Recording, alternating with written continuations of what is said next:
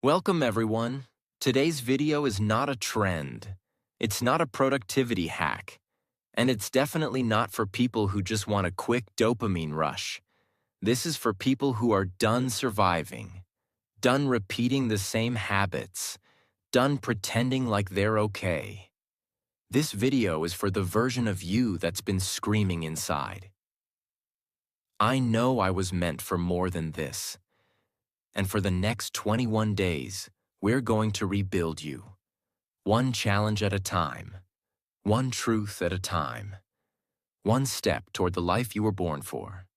But to truly understand what we're doing here, you have to understand something most people never do. The war isn't out there. It's in here, in your subconscious mind.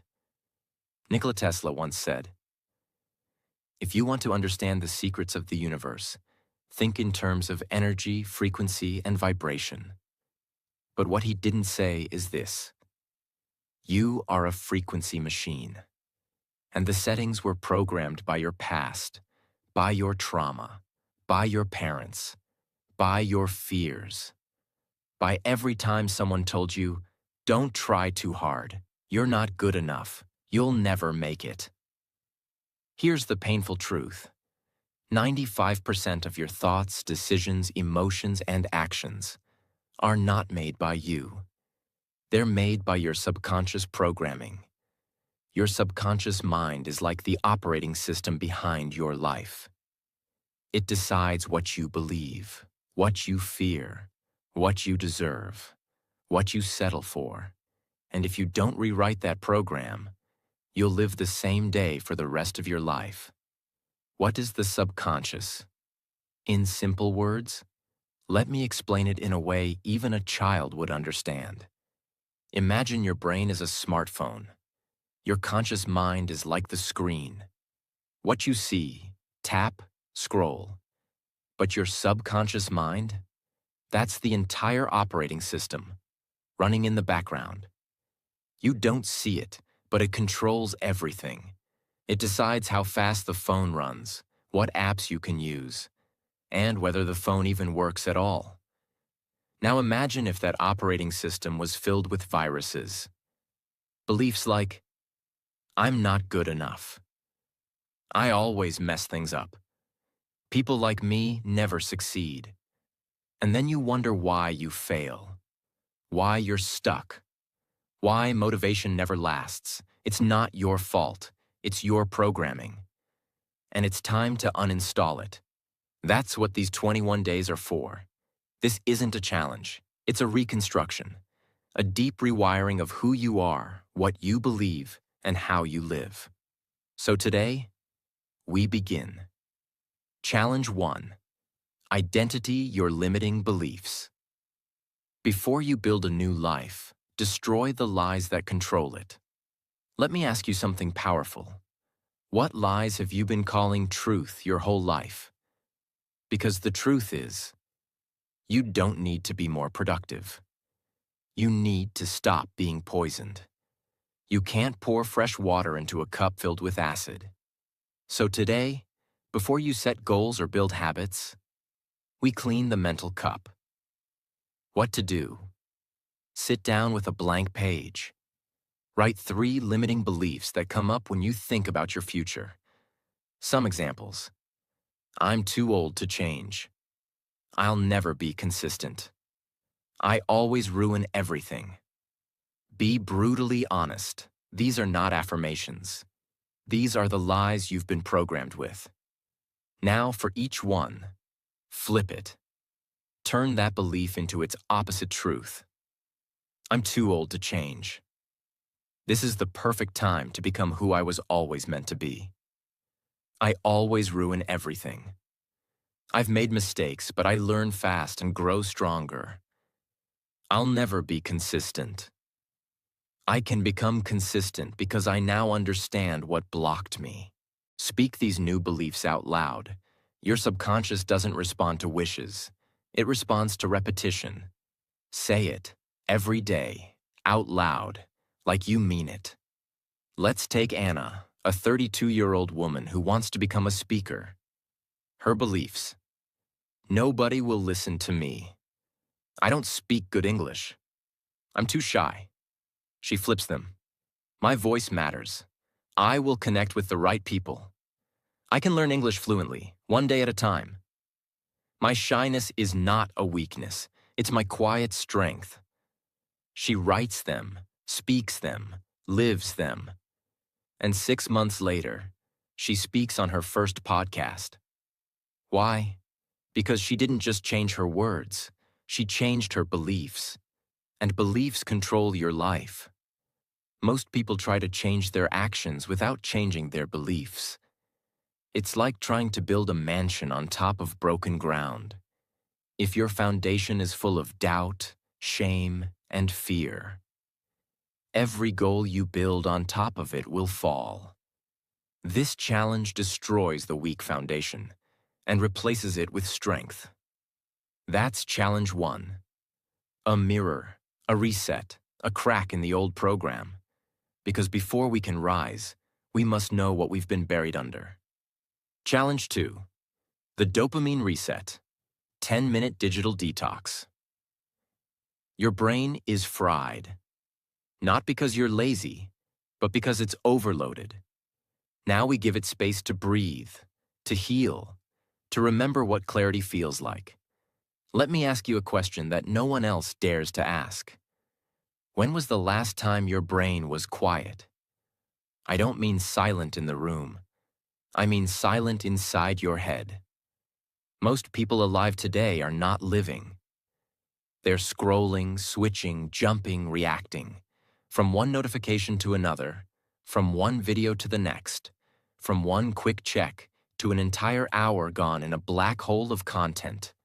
And they say they can't focus. They say they're tired. They say they're unmotivated. But the truth is, they're not broken. They're just overstimulated. They've been hijacked by the most addictive drug of this generation, dopamine.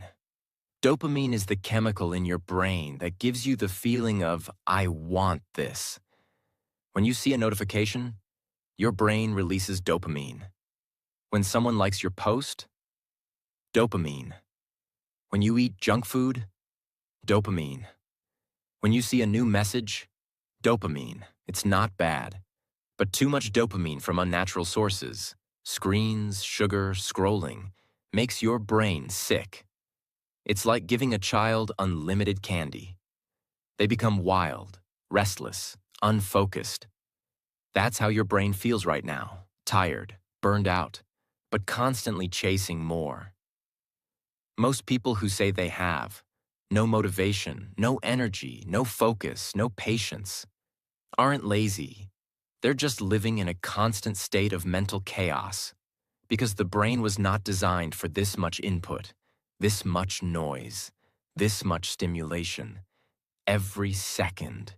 You were not meant to check 17 apps before brushing your teeth. You were not meant to scroll past 1,000 faces before lunchtime. You were not meant to see news, war, gossip, jokes, lies, all in 5 minutes. That's not laziness.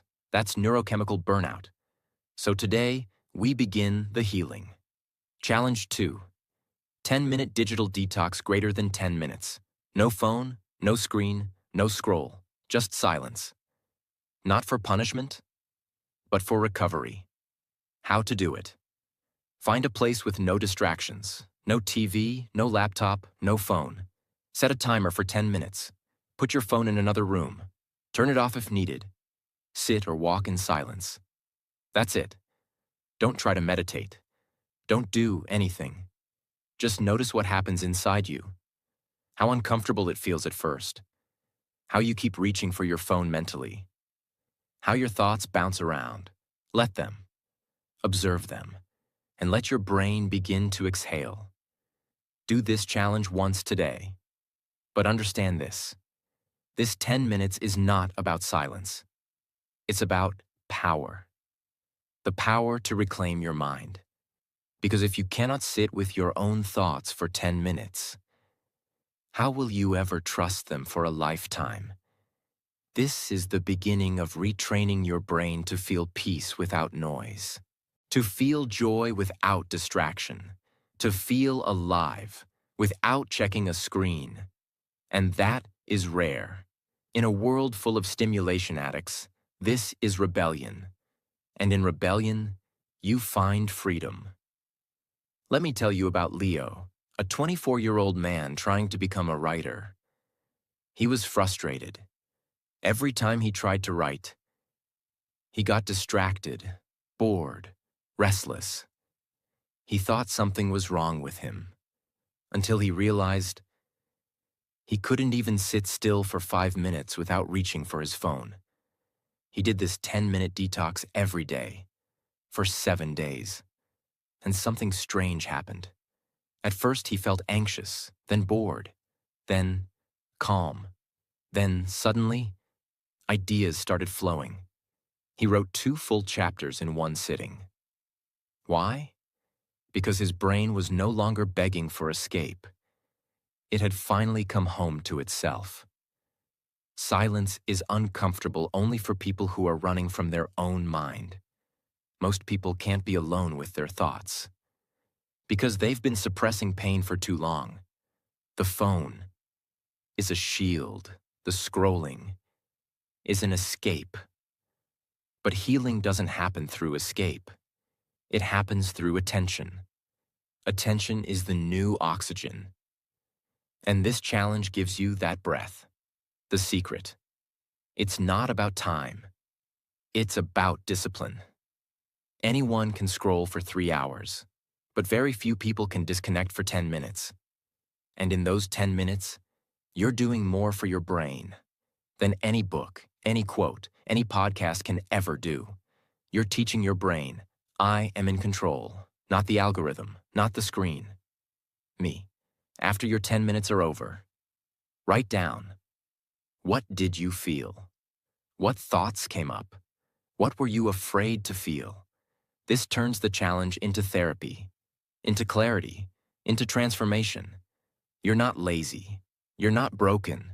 You're not unmotivated. You're just overstimulated. And this challenge is your antidote. Silence is not the enemy. It's the door. And when you walk through it, you'll meet the version of you that's been buried beneath the noise. That's challenge 2. Silent, powerful, revolutionary. And if someone truly completes this, not just watches it, they will feel different within 24 hours. Challenge 3. Practice 5 minutes of mindfulness. You've been stuck in the past and anxious about the future. Come back to now. 5 minutes. No judgment, just presence. This is not about peace. This is about power. Let's be honest. Most people don't live in the present moment. They live in 2 places, and both are prisons. 1. The past. Regret. Shame. I should have. I could have. Why did I? 2. The future. Fear. Anxiety. What if I fail? What if they leave me? What if I never change? But nowhere in that story do they live in the one place that matters.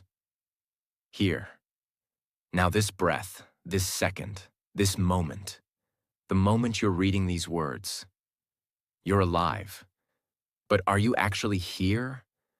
Or are you lost in some thought about yesterday or 10 minutes from now? This is the core problem of the human mind. We're always somewhere else. And if you live in your head, you will die in your life. Mindfulness is not just for monks. It's not a calm activity. It's not about flowers and waterfalls. Mindfulness is a weapon, a way to take control back from your chaotic brain. When you learn how to sit in the present moment, you stop being a puppet to your fears.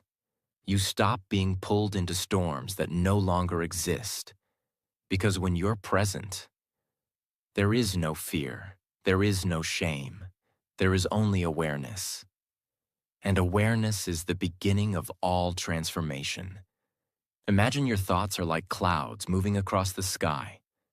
Some are dark, some are light, some move fast, some slow. Mindfulness is not chasing those clouds. It's sitting on the ground, looking at the sky and saying, "That's just a thought. I don't have to follow it. That's just a memory. I don't have to relive it. That's just anxiety. I don't have to believe it." Mindfulness is learning to watch the storm without becoming it. And once you learn that skill, you become unshakable. Don't do it to feel better. Do it to wake up. How to do it? Set a timer for 5 minutes. That's it, just 5. Sit comfortably. No need to cross legs or look fancy. Just sit. Close your eyes. Take a slow, deep breath. Focus only on your breath. Feel the air enter your nose. Feel it move through your chest. Feel it leave your body. Repeat. Thoughts will come. They might scream. They might distract. That's okay. That's normal. Here's the key. Don't fight the thought. Don't judge yourself. Just say, "That's a thought," and return to your breath. Keep coming back. That's the practice. That's the power. Let me tell you about Elena, a 40-year-old single mother of 2. Every night, she would lie in bed with her heart racing. Worries about bills, her kids, her job, her body, her future. She started doing this 5-minute practice. The first 3 days, she cried. She felt overwhelmed. Her mind was loud, loud like a storm. But something strange happened on day 4, for the first time in years. She noticed silence between her thoughts, a moment of peace.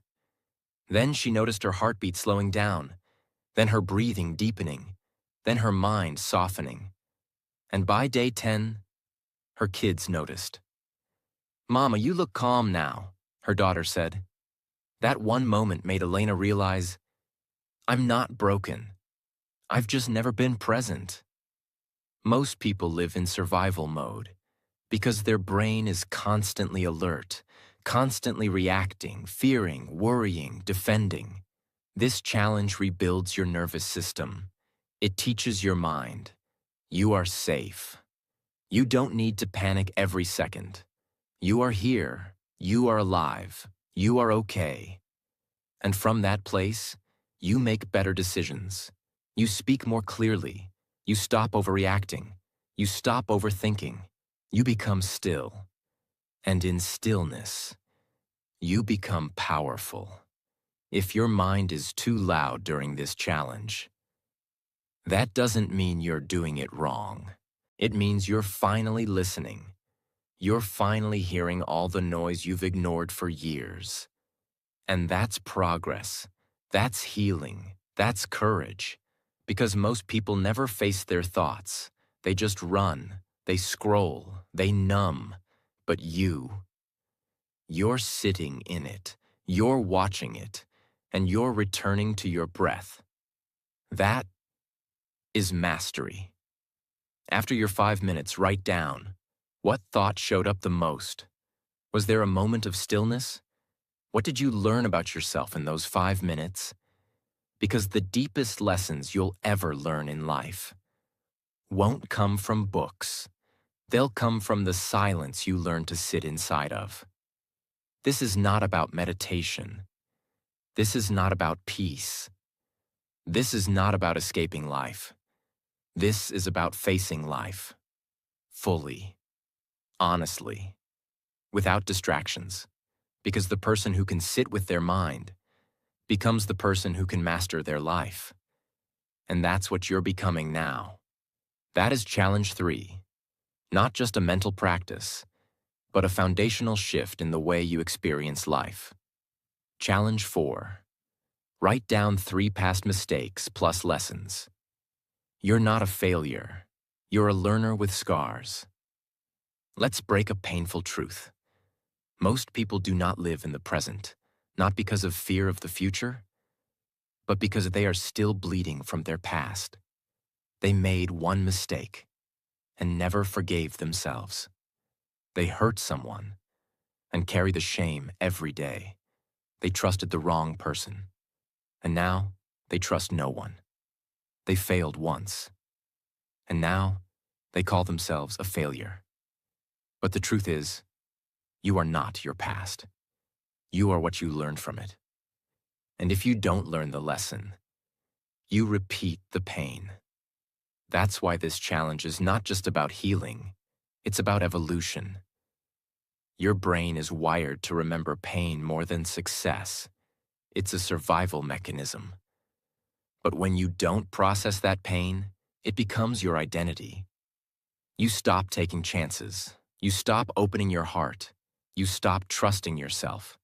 So today, we take your worst moments and turn them into the fuel that builds your future. Regret is just wisdom trapped in pain. Let's free it. What to do? Take a pen and paper. Write down 3 things you deeply regret. A mistake, a choice, a lie, a missed chance, something you never forgave yourself for. For each one, ask yourself, what did this teach me? What did I learn about people, life, and myself? How has this made me wiser, stronger, more aware? Then write this sentence. I made this mistake. I am not this mistake. I carry the lesson. I release the shame. Read it out loud. Let me tell you about Daniel, 19 years old. He cheated on his final exam. He was caught. He lost his scholarship. His parents were ashamed. His teachers called him a disgrace. For 2 years, he stopped believing in himself. He worked small jobs. He avoided old friends. Every time he saw a student in a uniform, he looked away. Until one day, he wrote about it. He wrote exactly what happened. He wrote how much he hated himself. And then he asked himself, what did this teach me? His answer shocked him. I didn't cheat because I was evil. I cheated because I was scared. I didn't believe in myself, and I let fear make the decision for me. That one truth saved his life. He applied again to university. He wrote about that failure in his entrance essay. They accepted him because he stopped hiding the mistake. He used it as proof of growth. Most people think their past ruins them, but in reality, their relationship with the past is what destroys them. Your mistake didn't kill you, but your self-hatred might. So today, we do something very few people ever do. We honor the past, and then let it go, because healing isn't forgetting. Healing is remembering without pain. Call or message someone you hurt. Say one sentence. I'm not who I used to be, and I'm sorry for how I acted. Not for them, for your freedom. You don't need their forgiveness. You just need to be free from the shame. The reason people repeat the same pain is because they never gave it a purpose.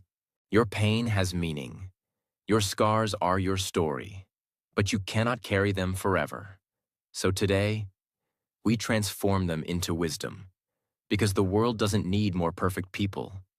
It needs more healed people who own their story. And now, you are becoming one of them. Challenge 5. Visualize your dream life. If you can see it, your brain can believe it, and your habits will follow. Most people live their entire life without ever asking, what do I actually want? Not what society says, not what your parents wanted, not what your friends are doing, but you, your life, your truth. Because if you don't know where you're going, your habits will take you nowhere. The brain needs a destination. That's how it works, and this challenge gives it one. Your brain doesn't know the difference between imagination and reality. That's why you cry during movies. That's why you feel fear from a memory. So when you visualize your dream life clearly, emotionally, deeply, your brain starts building belief systems around it. You stop saying, it's impossible. I can't do it. That's not for people like me. And you start saying, wait, This feels real. This feels possible. This feels like home. Because the mind can't move toward a blurry goal. It needs clarity. If your dream doesn't exist in your mind, it will never exist in your life. What to do? Find a quiet space. Sit or lie down. Close your eyes. Breathe slowly. Ask yourself, what does my dream life feel like? Where am I waking up? What kind of clothes do I wear? What work am I doing? Who is next to me? What is the energy around me? How do I carry myself? Let your brain go wild. Feel it, see it, smell it, hear it. Now open your eyes. Take your journal and write a paragraph that starts with, "My dream life looks like this." Don't write what's realistic. Write what sets your soul on fire. Close your eyes for a moment and imagine this. You wake up not to an alarm clock, but to the sound of soft waves outside your window. Your home is built on a quiet hill near the ocean. The sunlight enters through giant glass windows, gently touching the white curtains. You stretch your arms and smile, not because it's a weekend, but because every day of your life now feels like one. You walk barefoot on the wooden floor of your dream house, warm, peaceful, calm. The air smells like coffee and ocean breeze. Your kitchen? It's modern, spotless, filled with your favorite foods, colors, and a small coffee bar you always wanted. There's an open bookshelf in the living room, filled with books that once changed your life. Now they sit like trophies. Every room in the house tells a story. The art on the walls isn't expensive. It's meaningful. It reminds you how far you've come. Your work desk overlooks the sea. You no longer work to survive. You work to create, to inspire, to enjoy. You walk into the backyard. There's a small garden you planted, a tree with a bench under it. A journal waits on that bench. You sit, you write, you feel alive. You no longer chase peace. You live inside it. This isn't just a house. This is your dream life. Use this kind of vision, detailed, emotional, real, to guide your daily actions. Don't just say, "I want a better life."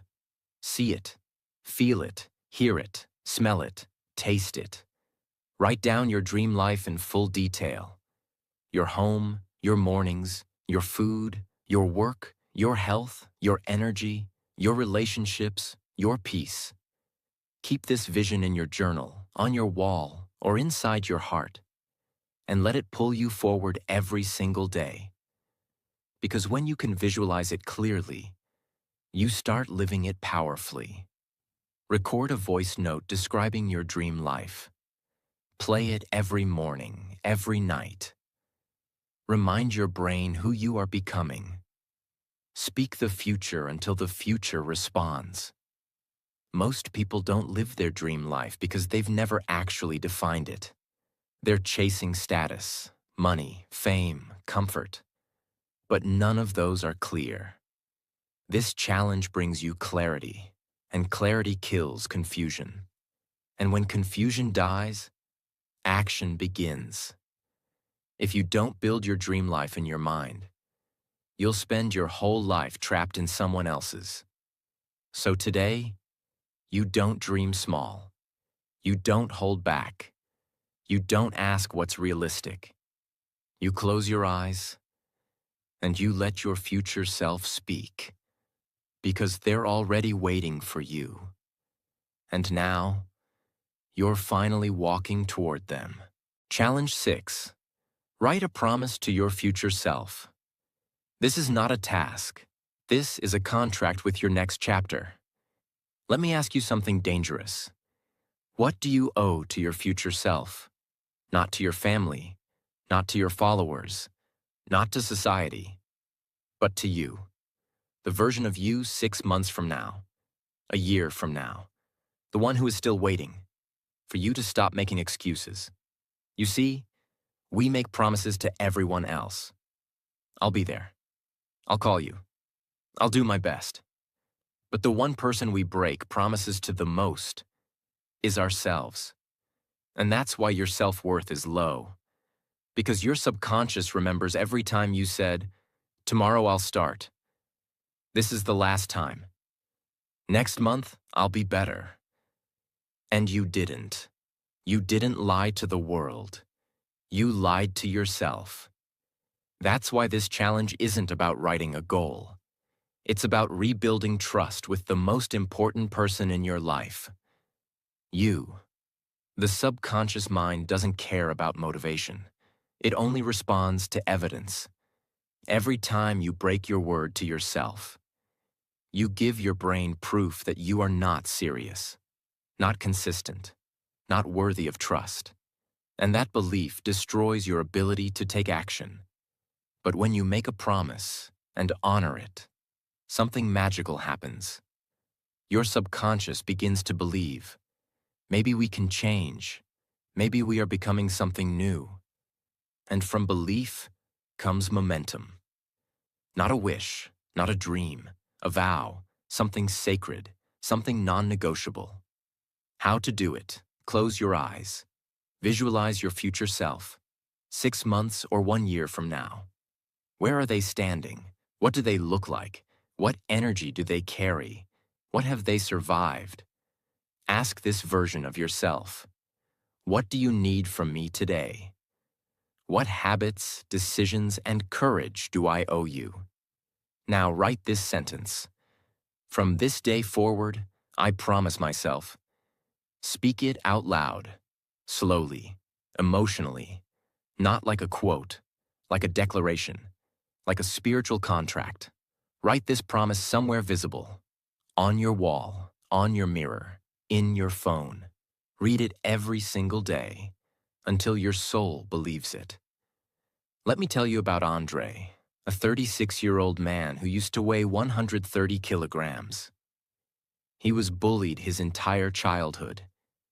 Every year he promised himself, "Next year I'll lose weight."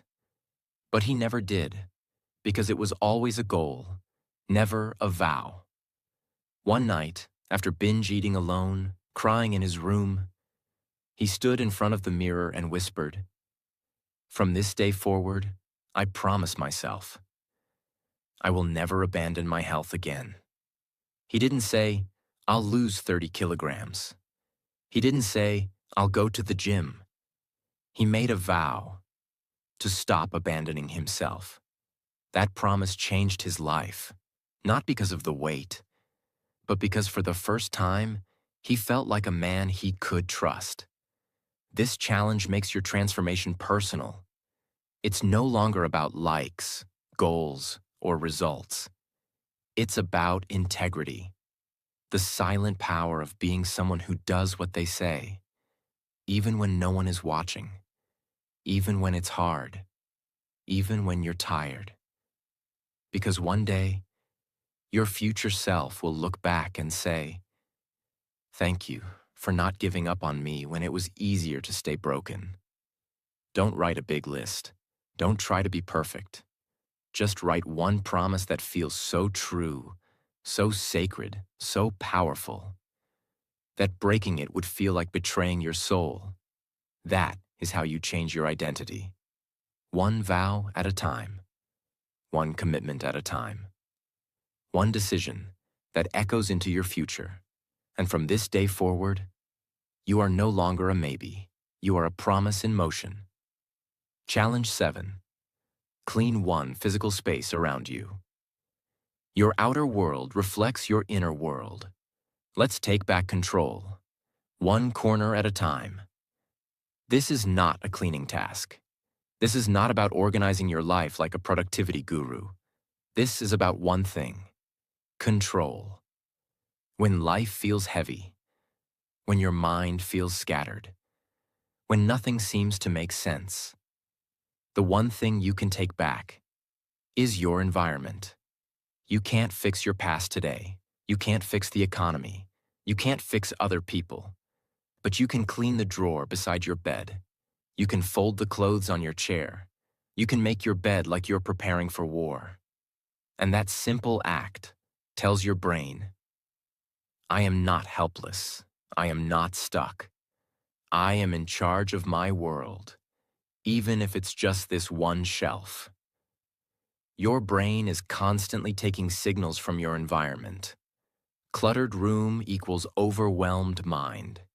Dirty kitchen equals delayed decisions. Messy closet equals mental fog. But when you clean even one small corner, you activate a part of your brain that says, I am no longer surviving. I am building. I am restoring.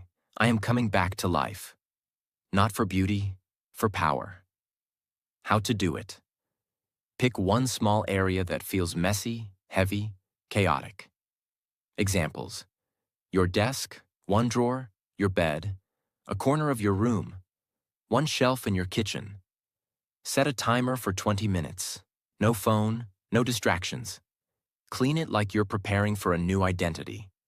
Not like you're organizing, like you're creating a space for a warrior, a creator, a healer to exist. When you finish, stand back. Look at it. Take a deep breath and whisper, this is the beginning of order. This is the space for the next version of me. Last year I was depressed. Not the kind of depression people post about. The silent kind. The invisible kind. I couldn't focus. I stopped believing in myself. My room was a disaster. Clothes everywhere. Books stacked like bricks. Bottles, wrappers, dust. It looked like I had given up. And maybe I had. One night I looked around. I asked myself, if someone walked into this room right now, what would they learn about me? The answer broke my heart. They would see pain, chaos, and no hope. So I stood up. It was 2:14 a.m. No music, no phone, just me and the mess I had created. I started with the floor, then the table, then the shelves. I didn't know it then, but I wasn't just cleaning my room. I was cleaning my sadness, my pain, my stuck energy. As the sun came up, my room looked different. But more importantly, I looked different. I felt powerful again. I had proof. I can change something. I can take control. I am not my chaos. I am not my past. That day taught me something I'll never forget. When life feels too big to fix, start small. Start with your desk, your bed, your bag, anything. Because when you clean one physical space, you send your brain a message. We are not done. We are not broken. We are just beginning again. This is not about tidiness. This is about identity. It's about rewriting the story of your environment so your environment can support your growth. Because your surroundings are not just background, they are signals. And today, we make sure those signals say, a powerful person lives here. A person with direction. A person who respects their space. Because they respect their future. You don't need to clean your whole life in one day. You just need to start. Pick one space. Clean it with pride. And let that space become the symbol of a new era. Because once you control your environment, you start believing you can control your destiny. And that belief is the first step to becoming unstoppable. Final challenge. 8-8. Forgive someone who hurt you. You cannot become your future self if your soul is still chained to old pain. Today, we cut the rope. You can do everything right. You can meditate, clean your room, visualize your dream life, write your promises, fix your habits. But if deep inside you are still holding on to anger, bitterness, pain, or resentment, you're still a prisoner, not of others, but of your own heart. Because forgiveness is not about them. It's about you, your freedom, your healing, your ability to finally move forward. And most people never move forward because they never truly let go. Let's be very clear. Forgiveness does not mean that what they did was okay, that you forget the pain, that you allow them back in your life, that they win and you lose. No, forgiveness means, I will no longer let this pain poison me. I will no longer carry this person's mistake inside my body. I deserve peace. I deserve freedom. And I'm choosing it now, even if they never apologize. Forgiveness is not weakness. It is the highest form of strength. It's saying, you no longer have access to my nervous system. You no longer control my emotions. You no longer get to live in my head rent-free. Forgiveness is not a gift to them. It is a release for you. You've carried this long enough. It's time to let go. How to do it? Close your eyes. Breathe deeply. Go back to the moment. The wound, the betrayal, the lie. Let your mind bring up the person you've still not forgiven. Feel it. Don't fight it. Let yourself feel the disappointment, the anger, the tears, the betrayal, the helplessness. Let it rise. Now whisper or write these words. You hurt me. You betrayed my trust. You left a scar I never deserved. But today, I set myself free. I forgive you. Not because you deserve it, but because I do. I deserve peace. I deserve joy. I deserve a future that is not held hostage by the past.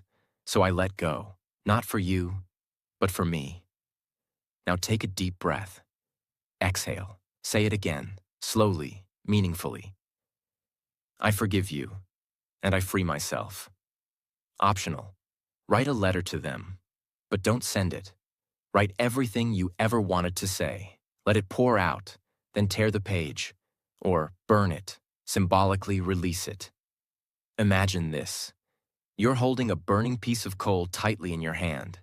Your hand is in pain. It's turning red, blistering. But you refuse to let it go.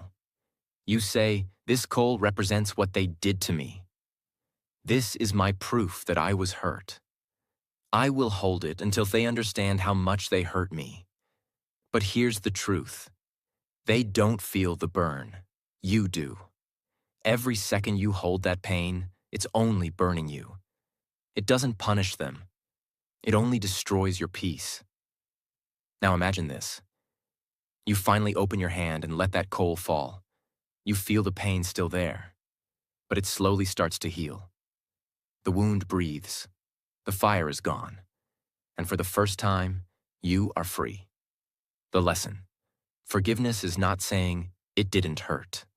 It's saying, I'm done letting it burn me every day. You don't forgive because they deserve peace. You forgive because you do. What happens when you don't forgive?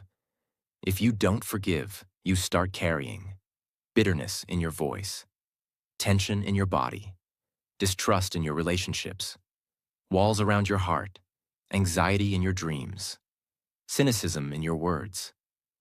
And over time, that weight turns into a life you didn't choose. You begin to punish new people for old pain. You reject love because it reminds you of the past. You stay stuck because the pain keeps you safe. But you weren't born to be safe. You were born to be whole. And wholeness requires release. You've done so much in this challenge. You've reflected. You've rewired your habits. You've cleaned your space. You've visualized your future. You've written sacred promises. But if you don't release the poison, you'll carry it into your new life. This is the final door. Not to healing, to liberation. And when you walk through it, everything becomes lighter. You don't forgive because they said sorry. You don't forgive because they earned it. You don't forgive because the world says you should. You forgive because you are finally ready to heal. And when you do, the chains fall, the weight drops, the storm ends. And for the first time in years, you take a full breath and feel free. After all 8 challenges, here's how to test if you truly completed this journey. not just watched it. Step 1. The mirror test. Stand in front of a mirror. Look yourself in the eyes and ask, did I show up for myself with full honesty, full emotion, and full presence? If your eyes tear up, if your voice shakes, you did it right. Step 2. The energy test. Close your eyes. Ask yourself, am I lighter than when I started this video? Am I more clear about who I want to become? Do I feel proud of showing up for myself? Do I feel closer to the version of me I've always wanted to be? If the answer is yes, you're no longer the same person who clicked this video. You've been reborn. Step 3. The real life test. In the next 24 hours, do you treat people with more softness? Do you breathe more slowly? Do you walk with intention? Do you avoid the habits you promised to break? Do you feel something new deep inside? If you do, that's not a coincidence. That's transformation. That means you didn't just watch a video. You completed a soul challenge, and you earned your new identity. And now, here we are. You didn't just watch a video. You just completed something most people will never have the courage to even begin. You looked inside. You faced your wounds. You cleaned your space. You rewired your mind. You forgave. You let go. And you rose. One challenge at a time. You've done what schools never teach, what the world never honors, and what most people spend their whole life avoiding. You chose to change, and that is rare. That is powerful. That is the beginning of a completely new life. Because if you can do these 8 challenges with honesty, with emotion, with full heart, there is nothing in this world you can't become. So as you walk into the next chapter of your life, don't forget this. Your past does not define you. Your fears do not own you. And your future is not written yet. Because today, you became the author. Subscribe. Because this channel is not about noise. It's about truth. It's about healing. It's about transformation. And you are now part of something bigger than a video. You are part of a movement, a place where broken people become powerful again. So, hit that subscribe button. Because this is just the beginning. Thank you for being here. Thank you for being brave. And from the bottom of my heart, God bless you on your journey.